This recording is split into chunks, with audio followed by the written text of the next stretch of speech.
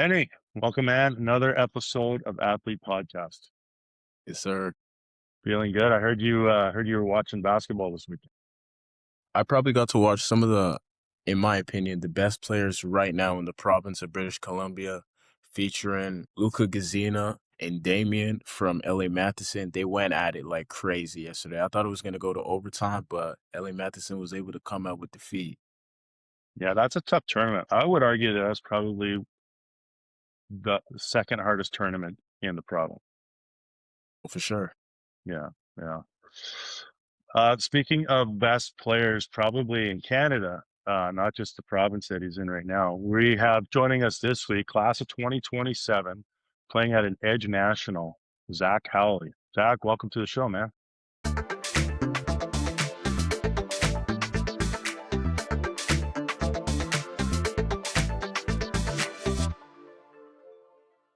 Hey guys, thank you for having me. No problem, man. We're glad you have the opportunity to kind of just talk about Zach and talk basketball and get to know you a little bit more. I know we've chatted a couple of times in the past, but we'll have a little bit of time today and we'll get this out there so people can learn about you. So should we dive right into it? Yeah, for sure.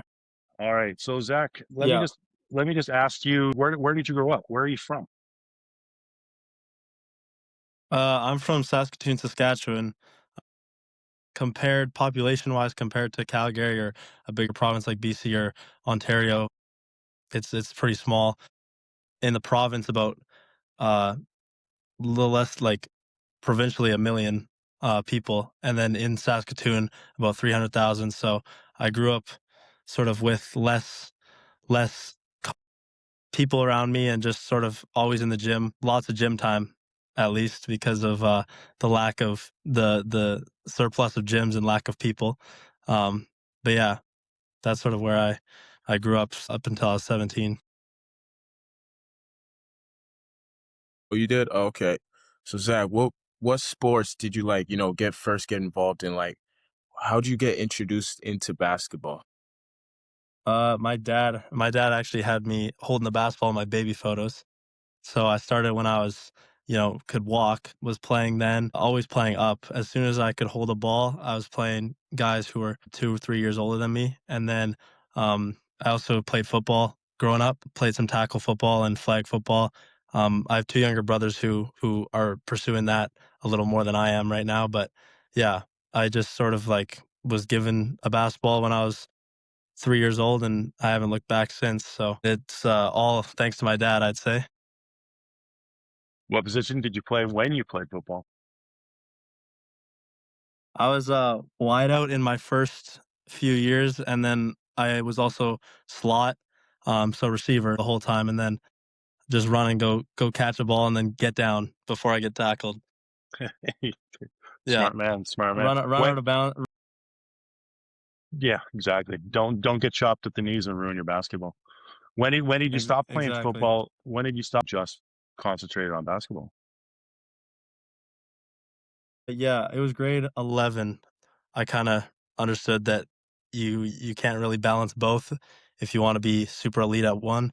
And I mean, I guess there is guys who are freak athletes who can do both, but for me, it was just sort of having to focus on one sport all season long. And so that's kind of I chose basketball, obviously.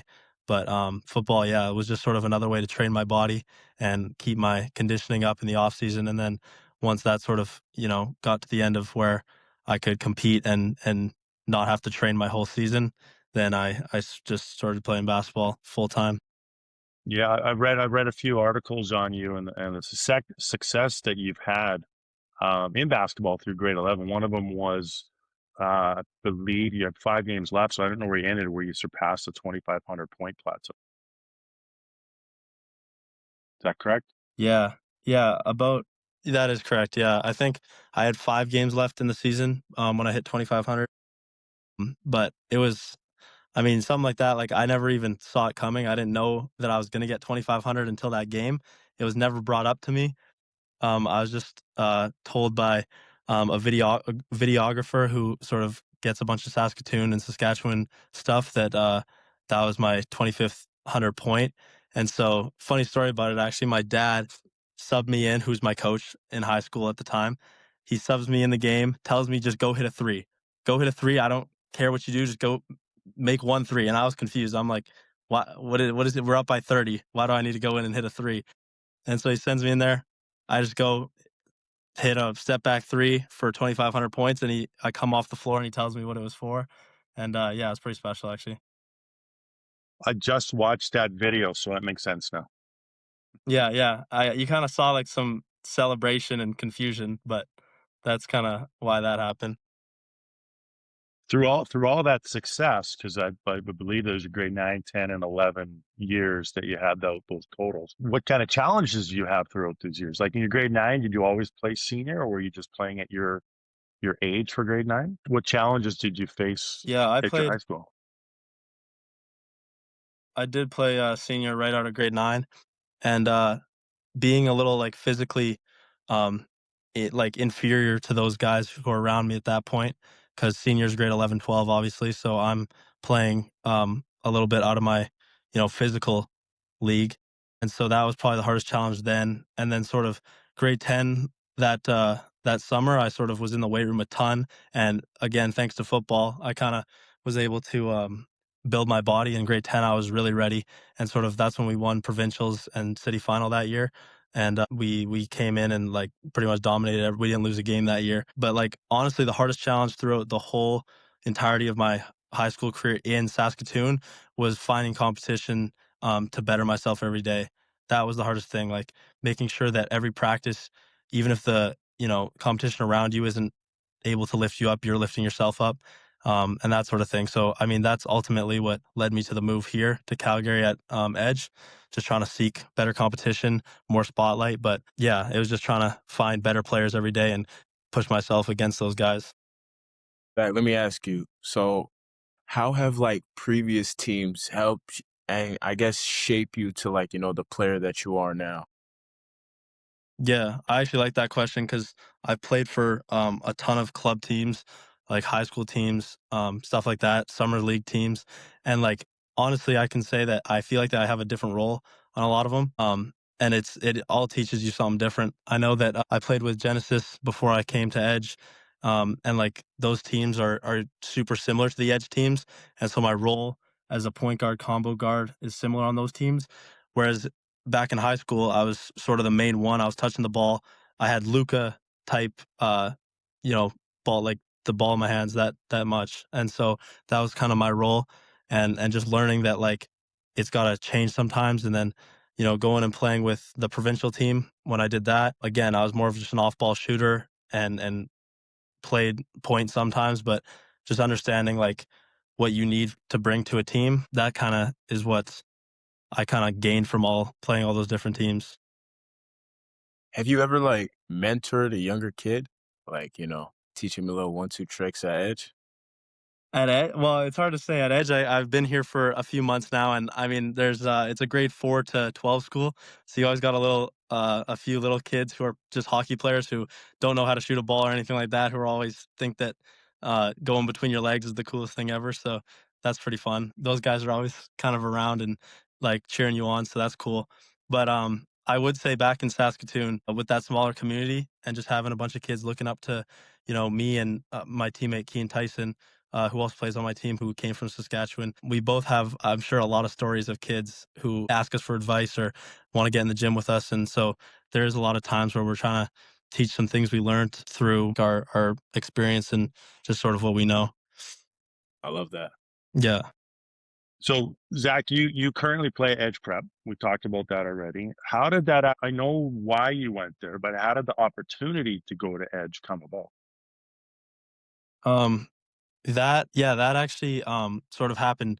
Like the seed for that opportunity happened way years before. Just playing club. I was playing with Green Wave United out of Saskatoon. I was playing, went to the Genesis Classic with a team of guys, and Eddie Richardson, who's the coach of my Edge team and founder of the basketball side of Edge. He actually just like we played his team and had a good game and all that, and so he kind of knew me from there, and then sort of built our relationship over the years. Eventually, I ended up playing Genesis, like I said, which is a club team out of Calgary, sort of ran also by Eddie, and just from there. just sort of got in contact. I was looking to get out of Saskatoon to find opportunities, and this sort of seemed to be, um, honestly, the best option, and then also happened to be the closest option, which was also beneficial for us. So those sort of that's how it kind of came about. But we kind of had that relationship for years, and finally, like once that sort of shift needed to happen in grade 11, we reached out. So, I mean, that seems like a pretty stacked team. Like I've seen y'all like play a couple games. I actually watched your guys' game against. I know it's not the main Spire team. It's Spire Academy, correct? Yeah. That game was crazy, bro. I seen you hit like I don't know if it was back to back threes or something. So like when you play with a team like that, like how are you able to handle like I guess your playing time? Like what's your role on the team and like how are you able to make effects, especially in big games like that at the made hoops level? Yeah, yeah. No, that's a good question. Like playing with a ton of talented guys, which is what I came here for at the end of the day. Just understanding that like everyone's got to get their opportunities because that's the level of caliber player you're playing with. Luckily for me, my skill set fits really well with a bunch of guys who need the ball and are talented because I'm able to just hit, catch, and shoot shots. I move off the ball. I'm willing to get in passing lanes and all this, right? So that kind of helps me just create a good team dynamic. Yeah, it is different playing, especially coming from Saskatoon and playing some of those teams where I'm kind of just ball handling the whole time and taking all the shots. But yeah, just understanding that you get to your spots and you get your shots when you get them, and understanding that everyone else on your team can hit those kinds of shots at a high level. So it's really, if anyone's getting an open look at the end of the day, that's what you're looking for. And it's just about getting the best shot for the team. And if that happens to be you want a possession, then it's you. But there's really no wrong answer on a team like this. I love it. Yeah. Okay. Saying everything that I've seen from you, It's all Zach, good. you seem to play at level 10, right? You've got incredible speed. You've got great ball movement, great side to side shifting, and your shot is just on point. Growing up, when did you, like, I know you got the ball from the time you were a baby, but when did you actually realize that you had these skills that others didn't? Yeah, I mean, it's hard to say, but growing up, like not being, 6'5" or 6'6" or whatever it may be. And I mean, I do have quickness and I can jump a little bit, but it was really, my dad used to say that, it was kind of my greatest athletic trait was my hand-eye coordination and just my ability to learn quickly. So like with that, I was doing ball handling drills since I could dribble. As soon as I could dribble through my legs, I was doing as many ball handling drills as you could imagine, and then just understanding that the shot, not getting too far to my range as a young kid. I remember I would see a lot of kids at the park just getting one of those 29.5 full size balls and just chucking it from the 3-point line, and just like that's a hard way to start. And so I know I always started just inside the key wherever. I was never just out there just shooting shots. I was just doing it for a purpose. So I remember, yeah, just being able to work on my handle really young, and then just shooting a ball every day consistently. But yeah, I'd say it was just when I was sort of learning how to get play and all that, I noticed that I was doing things a little differently than other kids. And that sort of just led to me continuing that work and ending up where I am now. So I love that, bro. Hey, is there like a time where like maybe in game or even in practice where you're just working on your craft where you actually like tried your own like playing strategy? Like maybe say for example, if you've seen was it Jordan Poole and Curry in 2022 where they do that little leg yeah, off yeah, thing and someone goes to the corner. So yeah. have you ever try something like that? Yeah, that I mean, I would say that the fun, those kind of days were back when I was in high school and we were winning by 30 a lot. Yeah. I had a teammate, Dylan Morin, who plays with the University of Saskatchewan, and we would try some stuff. There's a clip online, I think. We had a little pick and pop, and I set the screen. He comes off the screen, I pop. He would go to the basket, throw it off the backboard, and it would bounce off the backboard and come out to the 3-point line. So we did some fun stuff like that, but yeah, there's a lot of times like, and then like on a more serious like level, sometimes like I'll just try some things that I'm trying to work on in a summer league game, or if I know we're doing a scrim at practice or a scrim, against a team that's not going, it's not all our guys or we're just doing it for fun. I'll work on some of my stuff there. I guess another big thing I want to ask is what's the greatest advice or just like simple advice you've ever had from a coach that's like impacted you and you've taken to the level where you're at right now? I think it's hard to put it in like one sentence, but some of the best advice that I've gotten, just from multiple coaches, understanding what they're looking for, is you don't want to like. I know a lot of players nowadays they think that they want to show everything and they want to show that they can shoot, ball handle, rebound, defend, all this, right? And sometimes a player, like even myself, I can't do every single one of those things as well as the next guy, right? So sometimes guys are going out of their way to do things they can't do, and it's more about sticking to what you can do and doing it extremely well. So that's probably the best advice, just sticking to what you can do and perfecting that because you can strengthen other areas of your game without compromising, what you're best at and doing that 100% of the time. I love it. That's good advice. I know earlier this season, you had a pretty major injury to start the year. What actually happened? How long were you out, and how was your recovery? Like, what did you do to recover to get back to the state that you're at now? Yeah, yeah, I did. I broke my hand, my fourth metacarpal. Oh, I don't know, pretty early into the season.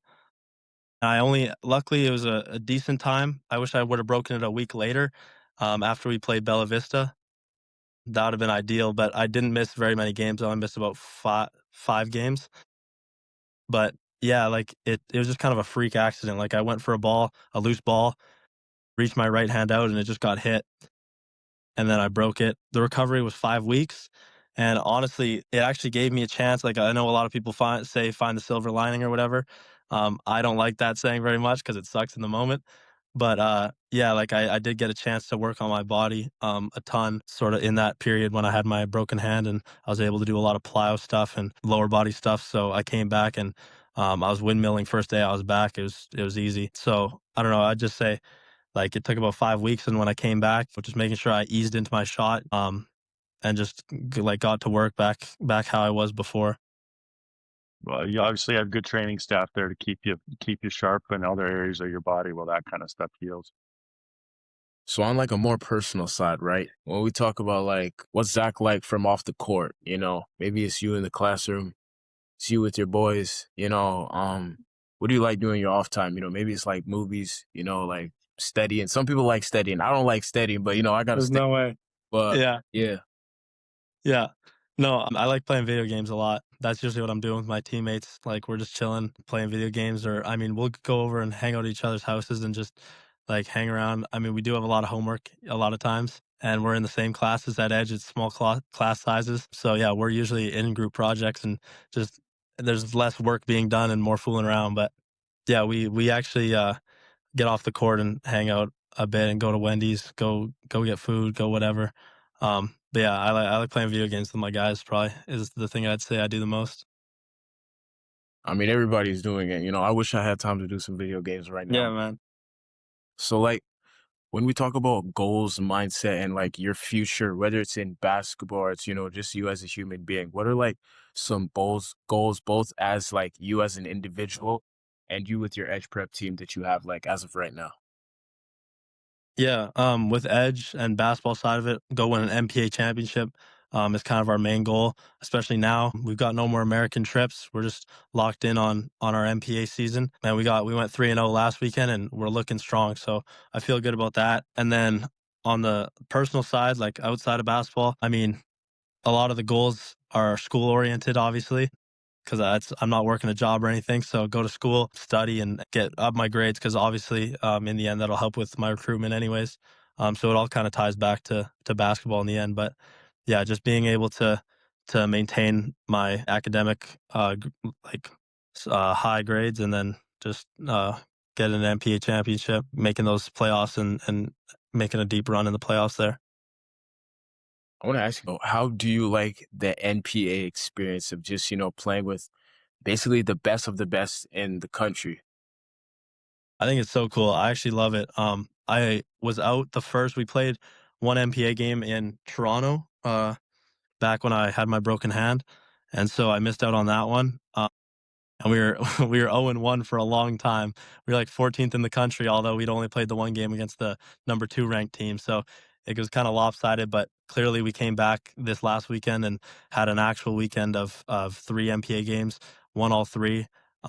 And I think it's a cool experience. I love the commentary. I love that they do that. The stats are cool, all that. I think it's super important to grow the game. And in Canada, it's great to play against the best players who we have here. It's good to go head to head every night against the guy that you're also being recruited with. So that part is really cool to me. I think it also builds you, like you were saying, there wasn't enough, I guess, not exposure, but competition to, iron sharpen iron you. So I love that. So when we talk about basketball memories, what's like a fond memory, maybe from the past, like what you were saying when you were coached under your father, or as of right now with Dutch Prep? What's something that, just quickly brings to your mind, like, is something cool that I did? Yeah, yeah, no, definitely playing back under my dad was some of the best memories I had. Playing in Brit, which is the Bedford Road Invitational Tournament in Saskatoon, one of the biggest tournaments in Canada. They bring teams from the States and the number one teams from every province every year. We went and won that when I was in grade 10. And it was funny because the reason that moment was so special was my dad actually won it with Walter Murray, the same high school that I went to, 30 years prior, back in 1990. That was the only other time that Walter Murray won Brit. And 30 years later, we came and being coached under my dad, we won it. So that was a pretty cool moment. Runs under That the is pretty family cool. then. Yeah, yeah. Yeah, There's a few articles about it saying that exact thing. So Wow. right on. yeah, that was How cool. does that make you feel? You know, you always see, like, you've ever seen Del Curry and Steph Curry, like, obviously Del Curry accomplished, but he didn't accomplish obviously as much as Steph has had. But it's like, you could kind of say it's the same thing with you and your father. So it's like, that's kind Yeah, of cool. I think he'd agree with that. But I mean, it's to a much lesser level than Dell and Steph. But yeah, we definitely, it kind of mirrors that a little That's for awesome. Okay, sure. so I want to ask you, like, what's something you're proud of yourself that you've done, like, the past 3 months? Past 3 months, I'm thinking like basketball wise. I mean, we've had personally just my sort of ability to translate from back home playing that different style of basketball and then coming here and making an impact at edge with my teammates, finding a great group of guys who I actually love to be around. And so I'm probably most proud of the way that I've come in and found my role and have been playing really well in it.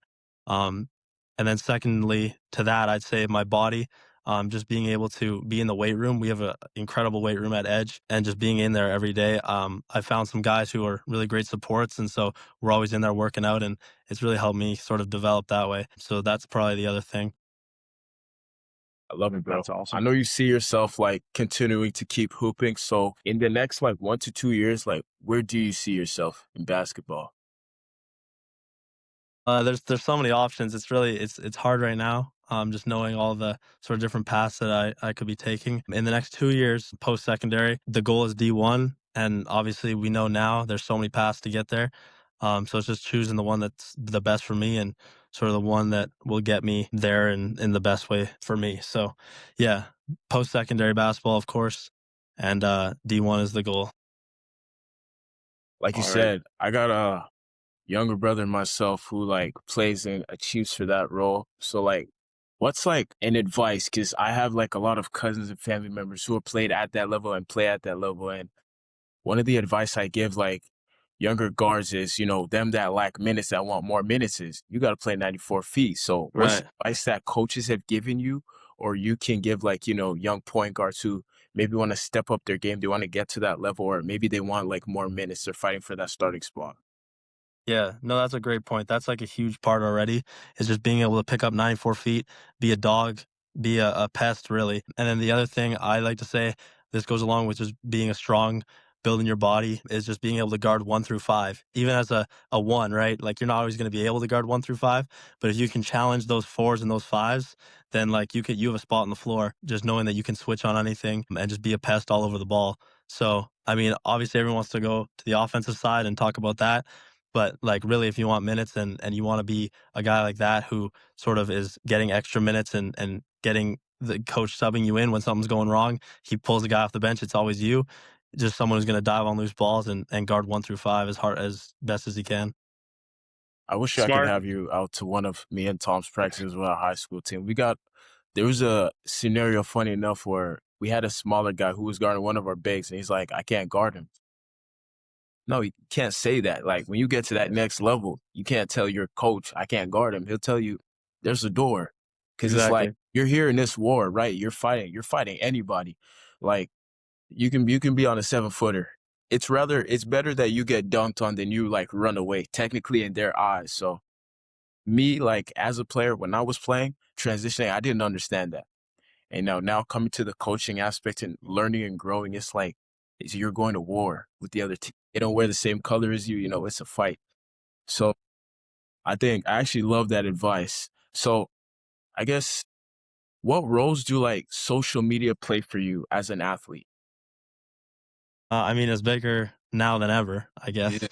Yeah, I mean, it's kind of new to everyone a little bit. It's getting like it's different now. The way that NIL works in the States and all that. So, I mean, it's cool to look at your phone sometimes and see that your dunk got 2,000 likes. That's fun always. But I don't know. It's tough. Sometimes I've seen a lot of teams and a lot of cultures where it goes the other way, and it can be guys trying to get their own, trying to get on that highlight reel.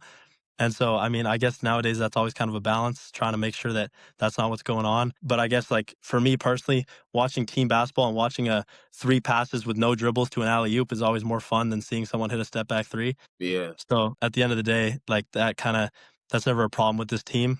My team here at Edge personally, we move the ball and we've got guys who are super skilled, and so stuff looks cool and it works. So but yeah, social media definitely is like a different piece now, especially everyone's seeing you sort of your face and going to a hockey school like Edge. We have a big hockey program as well, and it's kind of different because you can really see a guy's face and like personality on the court a lot more than you can in hockey.